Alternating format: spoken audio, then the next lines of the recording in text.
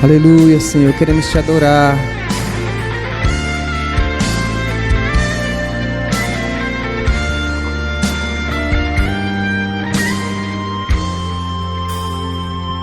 Se tu olhares, Senhor, pra dentro de mim, nada encontrarás de bom.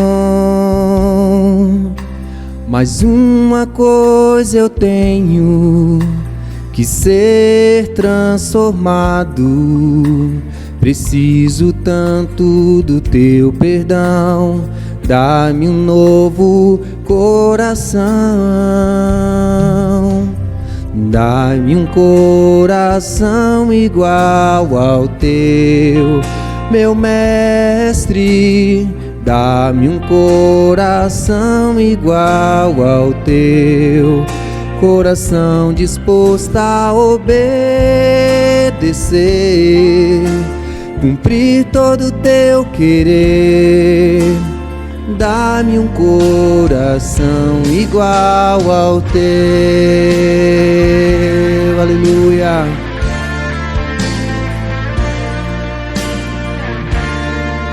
Se tu olhares, Senhor, para dentro de mim, se tu olhares, Senhor, para dentro de mim, nada encontrarás de bom. Mas uma coisa eu tenho, de ser transformado. Preciso tanto do teu perdão. Dá-me um novo coração, dá-me um coração igual ao teu, meu mestre. Dá-me um coração igual ao teu, coração disposto a obedecer, cumprir todo o teu querer. Dá-me um coração igual ao teu. Dá-me um coração igual ao teu, meu mestre. Dá-me um coração igual ao teu, coração disposto a obedecer, cumprir todo o teu querer. Dá-me um coração igual ao teu. Ensina-me a amar o meu irmão,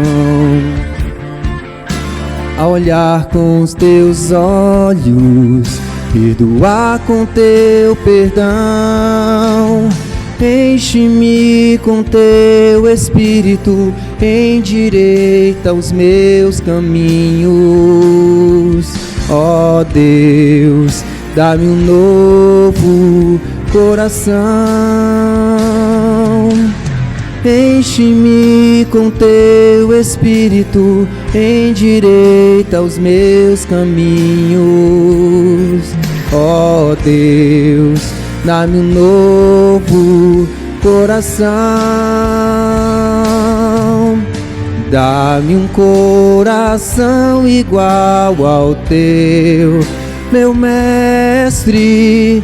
Dá-me um coração igual ao teu, coração disposto a obedecer, cumprir todo o teu querer. Dá-me um coração igual ao teu. Dá-me um coração igual ao teu, coração disposto a obedecer, cumprir todo o teu querer. Dá-me um coração igual ao teu.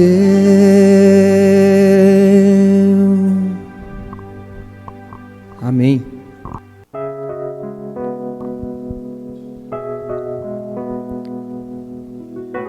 Nos rendemos a Ti, Jesus, nessa noite. Hey, yeah.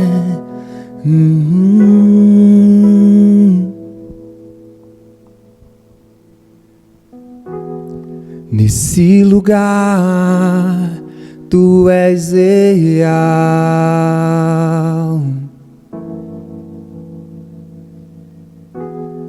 Vou me entregar totalmente.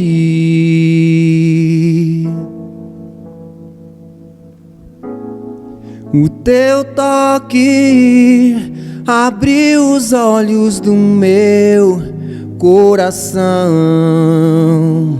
Eu posso enxergar e entender. Se eu me humilhar diante do Teu altar e sacrificar aquilo que me custar, Tu inclinarás os Seus ouvidos ao meu clamor. Mas vale um dia no centro do Teu querer que toda a vida sem jamais Te conhecer. Tu és minha fonte, minha colheita, minha herança. Nesse lugar Tu és real.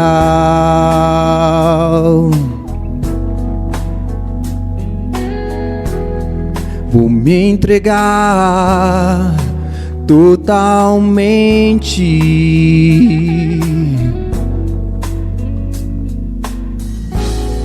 O Teu toque abriu os olhos do meu coração. Eu posso enxergar e entender.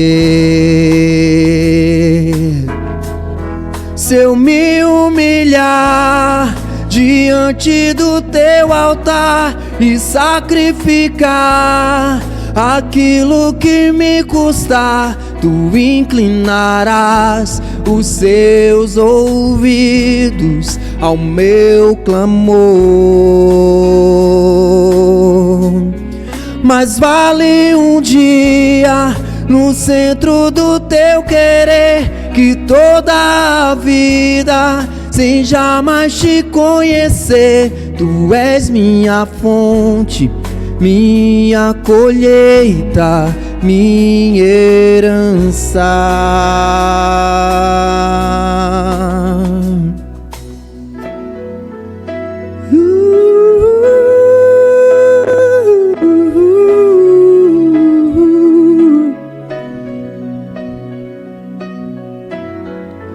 A minha fonte é o Teu amor, minha colheita é o Teu amor, minha herança é o Teu amor.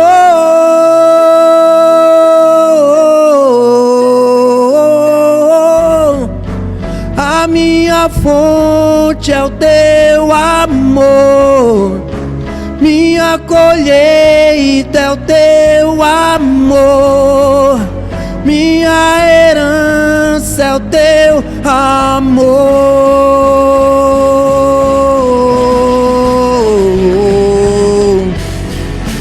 A minha fonte é o Teu amor, minha colheita é o Teu amor, minha herança é o Teu amor.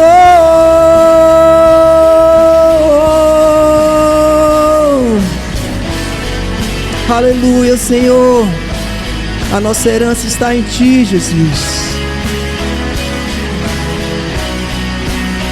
Aleluia.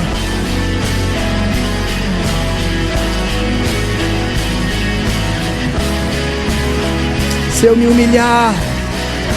me humilhar diante do teu altar e sacrificar aquilo que me custar. Tu inclinarás os seus ouvidos ao meu clamor. Mas vale um dia no centro do teu querer que toda a vida sem jamais te conhecer. Tu és minha fonte, minha colheita, minha herança.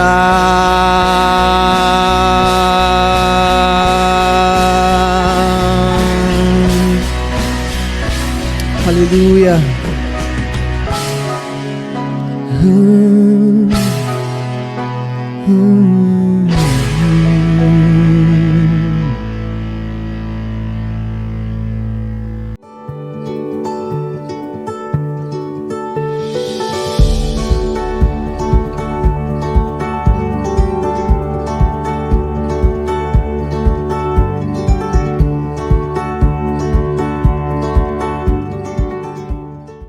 Aleluia. Glória a Deus, irmãos. Vamos estar adorando ao Senhor agora através dos dízimos e das ofertas. Amém? Eu quero pedir aos irmãos que estejam abrindo as suas Bíblias em Malaquias 3, do 8 ao 9. Vamos ler. Acaso alguém pode roubar a Deus? Vocês têm me roubado. Perguntaram, em que te roubamos?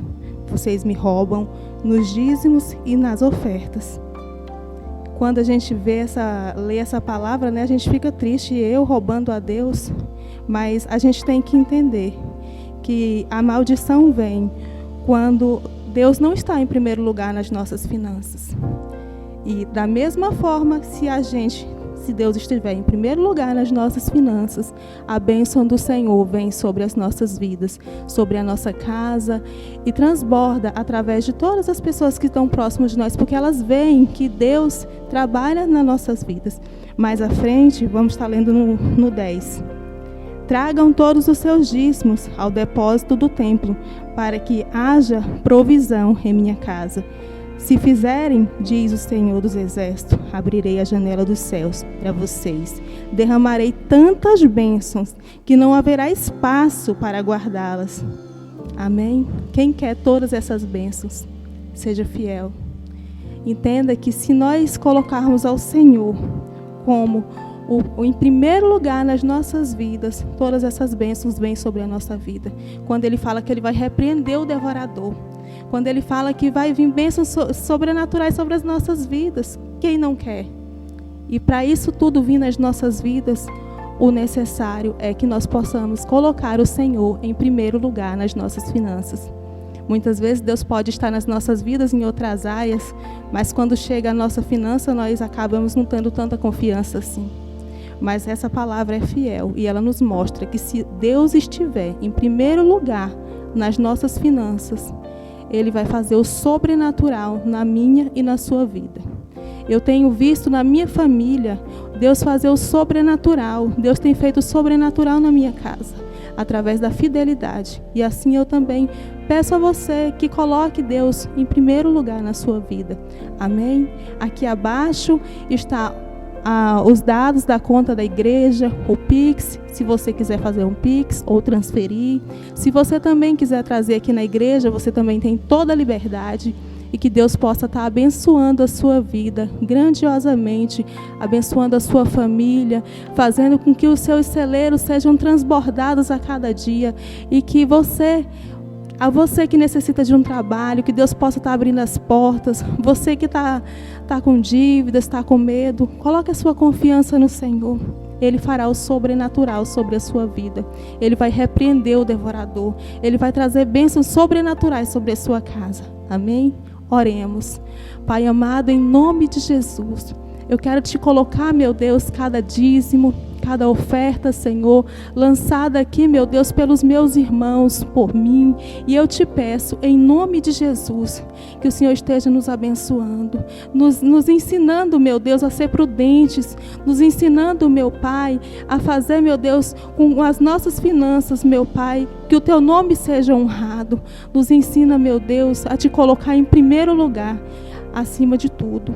E que o Senhor possa, Deus amado, fazer com que a casa dos meus irmãos sejam prósperas, que as finanças dos meus irmãos sejam prósperas, que aquele que se encontra endividado, que o Senhor possa tocar as mãos e fazer, meu Deus, com que ele possa, meu Deus, ver a solução deste problema. Em nome de Jesus, eu te peço e te agradeço, meu Pai. Abençoa, meu Deus, a tua igreja. Supre, meu Deus, a tua igreja. Ajuda os teus servos, Senhor, em nome de Jesus. Amém.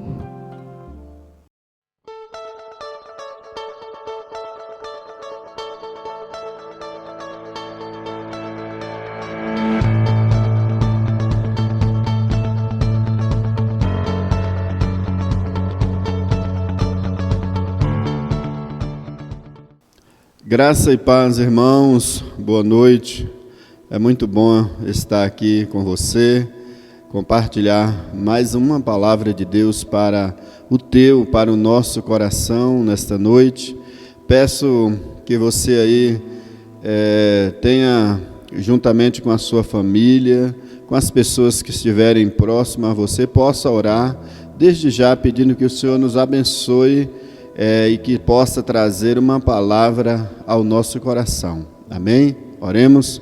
Pai, nós te louvamos, Deus, por essa noite, te agradecemos pelo privilégio, pela oportunidade, Senhor, que nós temos de compartilhar, de meditar, ó Deus, na tua palavra, porque a tua palavra é viva e eficaz, capaz de edificar, de abençoar, de fortalecer a vida de todos aqueles, Pai, que a ouvem.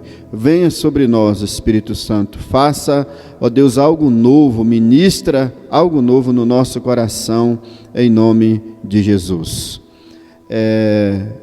Gostaria que você abrisse a sua Bíblia no primeiro livro de Reis, capítulo 18, versículo 21 apenas nesse momento, que diz assim: Então Elias se chegou a todo o povo e disse: Até quando cocheareis entre dois pensamentos? Se o Senhor é Deus, segue-o, se é Baal, segue-o. Porém, o povo não lhe respondeu nada. Muito bem. O verso 22, vamos ler também. Então disse Elias ao povo: Só eu fiquei dos profetas do Senhor, e os profetas de Baal são 450 homens. Deixe-nos 2 novilhos, escolha entre eles um dos novilhos, e dividindo-o em pedaço, o ponham sobre a lenha. Porém não lhe metam fogo. Eu prepararei o outro novilho e o porei sobre a lenha, e não lhe meterei fogo. Então invocai o nome de vosso Deus, e eu invocarei o nome do Senhor. E há de ser que o Deus que responder por fogo, esse é que é Deus.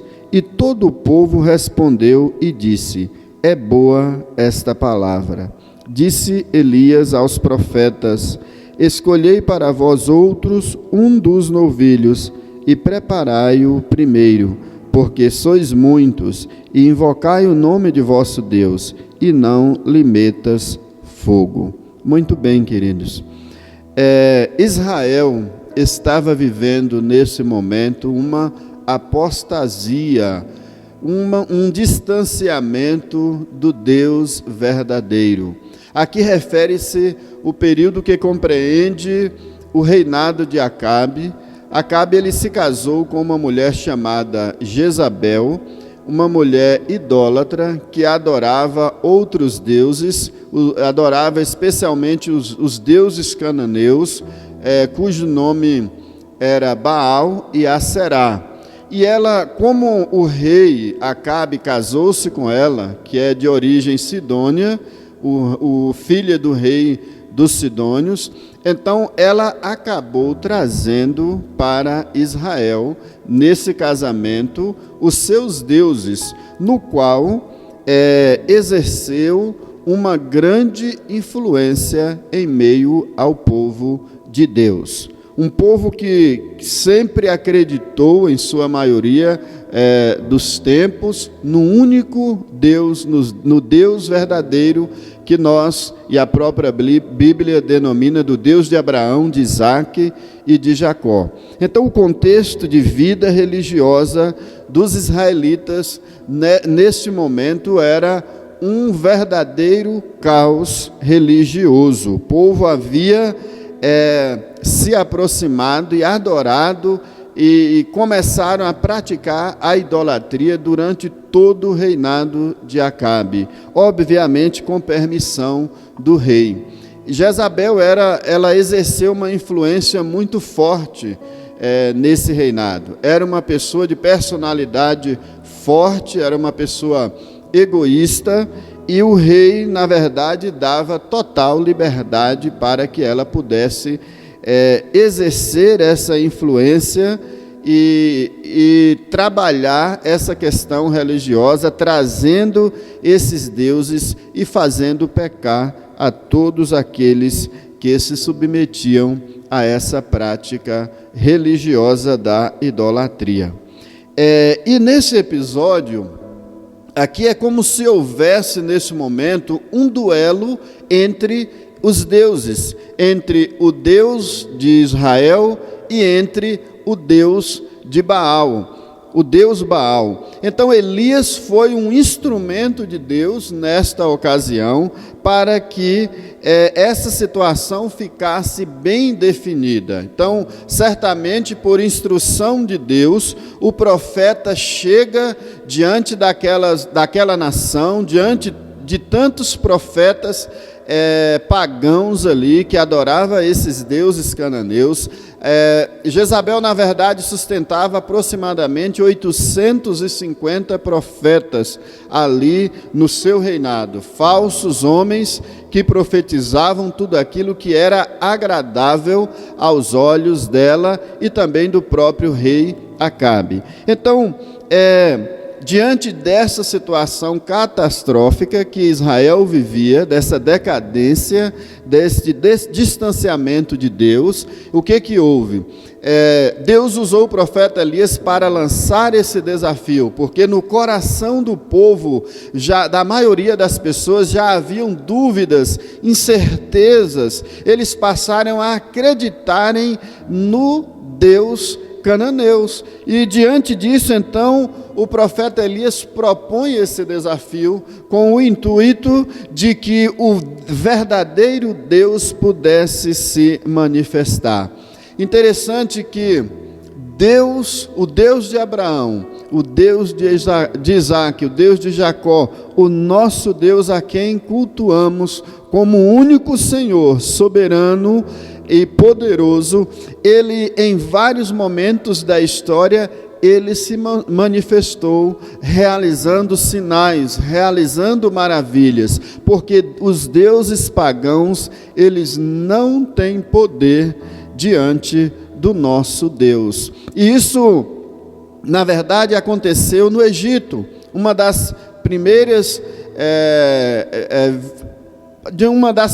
situações onde Deus se manifestou, ali diante dos deuses egípcios, através daquelas pragas, uma vez que cada praga daquela representava um Deus por trás, ali tinha um Deus que estava por trás. Então, todas elas foram realmente provadas e desaprovadas, porque elas não tinham poder nenhum, aqueles deuses não tiveram poder nenhum contra o Deus a quem Moisés estava representando. E eu creio que muitos de vocês conhecem a história, e o Egito, na verdade, ficou totalmente destruído, porque houve também ali um duelo, uma guerra espiritual, mas o Deus de Israel, ele prevaleceu, se manifestou e libertou o seu povo da nação egípcia com mão forte e com mão poderosa. E aquele povo também ali no Egito, eles tiveram influências religiosas de deuses pagãos. Quando eles chegaram no deserto, eles tiveram experiências também de adorar Deus, onde eles criou aquele bezerro de ouro. Enfim, é sinal de que eles carregavam, que ali tinha pessoas que estavam carregando no seu coração ainda o culto a deuses estranhos. Mas tudo isso foi restaurado. Tudo isso foi com a graça, com a bondade, com a misericórdia de Deus. Então esse povo voltou a ter comunhão com Deus através do arrependimento.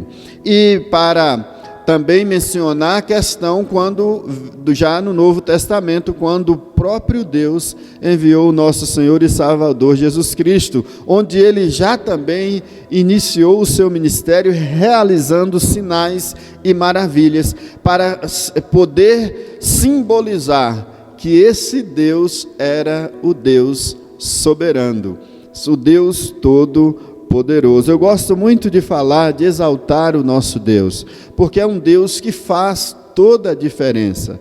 E diante do episódio aqui que envolve o profeta Elias, o povo havia ainda muitas incertezas quanto ao culto ao Deus verdadeiro, eles já estavam corrompidos. Então, nesta ocasião deste embate, foi algo espetacular que aconteceu ali, uma grande guerra espiritual, onde Elias e os profetas de Baal cada um deles tiveram a oportunidade de fazer os sacrifícios, e ali então haver uma manifestação do verdadeiro Deus. E a Bíblia registra que os seguidores de Baal prepararam ali o altar, na verdade, colocaram lenha, colocaram o novilho, passaram uma manhã inteira orando ao seu Deus.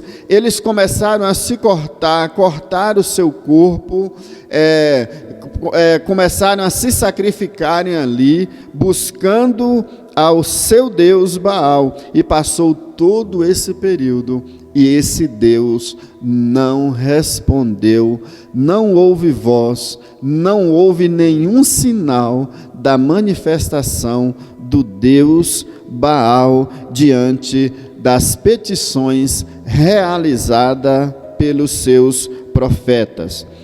Sangue começaram a sair do seu corpo porque eles estavam se cortando, e durante todo esse período não houve nenhum sinal da presença desse Deus. De repente chega o momento do profeta Elias, simbolizando ali o seguidor do Deus vivo, do Deus que representa o povo de Israel. Então ele começa ali a organizar, a preparar o momento dos holocaustos, dos sacrifícios, e ele então começa restaurando o altar.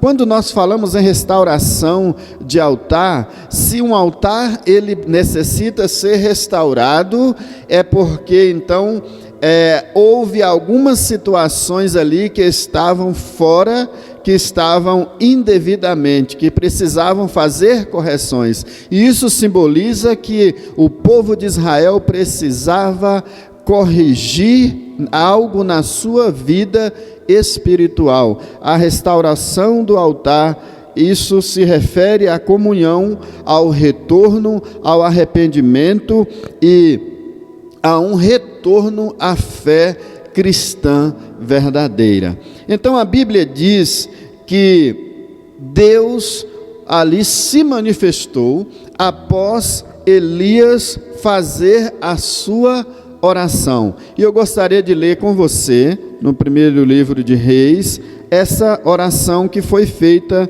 pelo profeta Elias. Diz assim no verso 36: no devido tempo, para se apresentar a oferta de manjares, aproximou-se o profeta Elias e disse: Ó Senhor, Deus de Abraão, de Isaque e de Israel, fique hoje sabido que tu és Deus em Israel, e que eu sou teu servo, e que segundo a tua palavra fiz todas estas coisas. Responde-me, Senhor, responde-me, para que este povo saiba que tu, Senhor, és Deus, e que a ti fizeste retroceder o coração deles. Então caiu o fogo do Senhor e consumiu o holocausto e a lenha e as pedras e a terra, e ainda lambeu a água que estava no rego. O que, vendo todo o povo, caiu de rosto em terra e disse: o Senhor é Deus, o Senhor é Deus. Disse Elias: lançai mão dos profetas de Baal, e que nenhum deles escape. Então, esse duelo acabou então vencendo o Deus verdadeiro. E eu acredito que esse Deus verdadeiro, Ele é o teu Deus. E essa história, ela pode trazer para nós alguns aprendizados. E dentre eles, amados, o nosso distanciamento, ou o distanciamento do homem, da presença de Deus, causa isso. Quando nós permitimos que outros deuses, que outras coisas, que outras corrupções nos corrompem, que outras situações nos corrompem, nós corremos esse risco de termos um Deus distante das nossas vidas. Então, esse ensino e esse Deus do passado, ele continua se manifestando também nos nossos dias. Existia um Deus falso, existia um Deus que estava sendo adorado pelos próprios israelitas, influenciado pela perversa Jezabel, rainha esposa de Acabe, uma mulher que teve um histórico terrível, não tinha temor algum de Deus. Havia ali sacrifícios de crianças, havia ali sacrifícios de seres humanos, havia ali orgias, prostituição ali, enfim, havia tantos pecados que isso veio a desagradar a Deus, especialmente porque muitos deles estavam sendo praticados pelos próprios filhos de Israel. E com isso havia uma corrupção na vida religiosa. Nas cerimônias religiosas do culto a Baal, havia muitos sacrifícios, situações inimagináveis por mim e por você. Com certeza, muitos derramamentos de sangue. Então, esse culto, ele ainda continua até os nossos dias, disfarçados aí na área da prostituição e de tantas outras impurezas, na área de pornografia, na área de idolatrias a deuses estranhos, pessoas que estão se prostrando diante de estátuas e de tantos deuses que têm origem no passado, deuses da antiguidade. Tantas infidelidades conjugais estavam inseridos nesta adoração a esse culto, a esse Deus dos cananeus, algo que estava sendo reprovado diante de Deus. Deus não estava tolerando mais aquela situação. Israel passava por um sincretismo religioso, uma mistura de cultos, de doutrinas que foram abandonadas diante do Deus verdadeiro. Havia uma guerra. O rei Acabe, quando ele se casou com Jezabel, ele trouxe esses malefícios espirituais para a nação de Israel.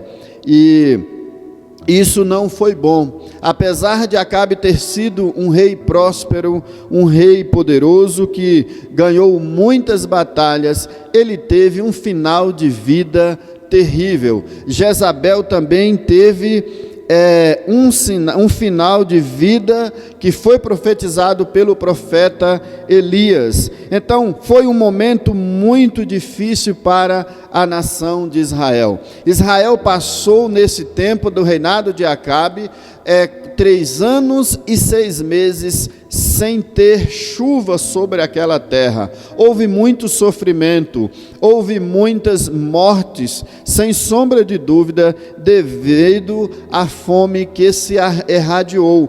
E essa ausência de chuva certamente foi devido ao pecado da idolatria, e como consequência Deus permitiu esse tempo para que o povo tivesse a oportunidade de refletir em relação à sua vida espiritual. Então, foram 3 anos e 6 meses.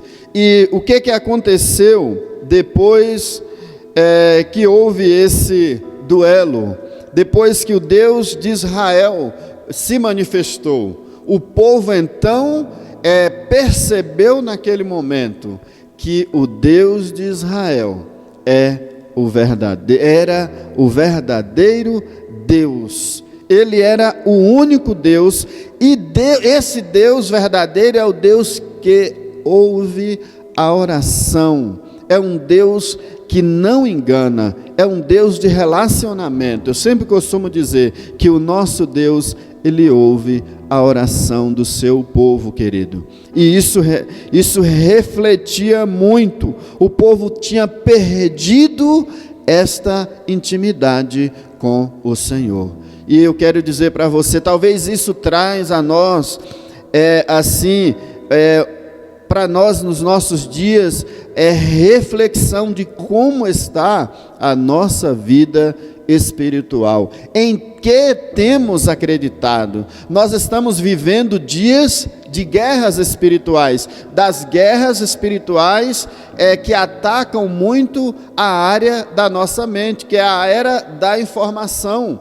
São tantas informações disponíveis através das diversas redes sociais que nós temos, inclusive sobre Deus, entre aspas, tantas informações, tantas maneiras, onde tem muitas pessoas que até cristãos estão usando artimanhas que são usadas em macumbaria, feitiçarias, dentro dos próprios templos religiosos, com o objetivo de despertar as pessoas a fé através de uso de objetos, de sincretismo não, através de objetos para que possam as pessoas alcançarem a fé, ao invés de apenas crerem, de terem acesso. E hoje o único que é o nosso mediador, o único que foi colocado, estabelecido pelo Senhor, foi Jesus Cristo, que esse sim é o único mediador entre Deus e os homens. É importante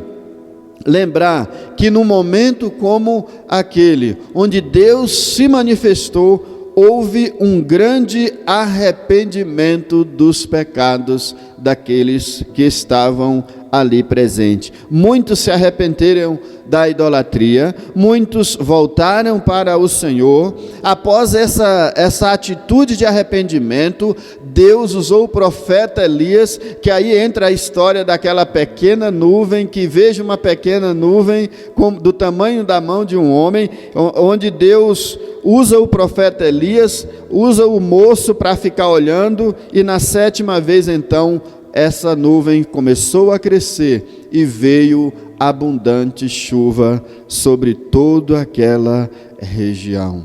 E é isso que acontece. Quando nós nos arrependemos, o nosso Deus, Ele é misericordioso sobre as nossas vidas. Ele nos perdoa e aí sim nos abençoa. Não é como está escrito lá no livro de Crônicas, capítulo 7, verso 14, 2 Crônicas 7, 14, diz: se o meu povo, que se chama pelo meu nome, se humilhar, orar e me buscar, e se converter dos seus maus caminhos, eu ouvirei dos céus, perdoarei os seus pecados e sararei a sua terra.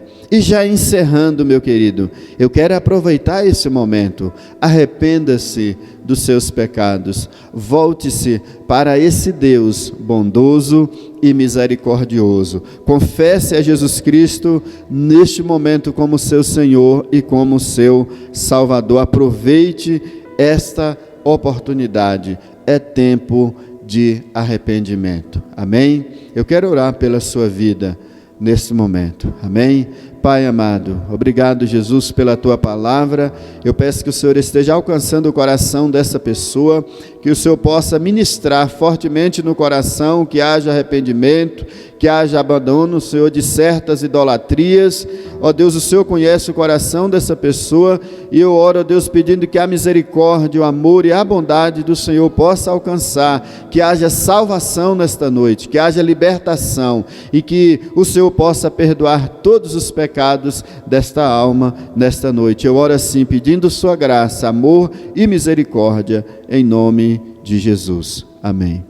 Que Deus te abençoe, amado. Um abraço no seu coração.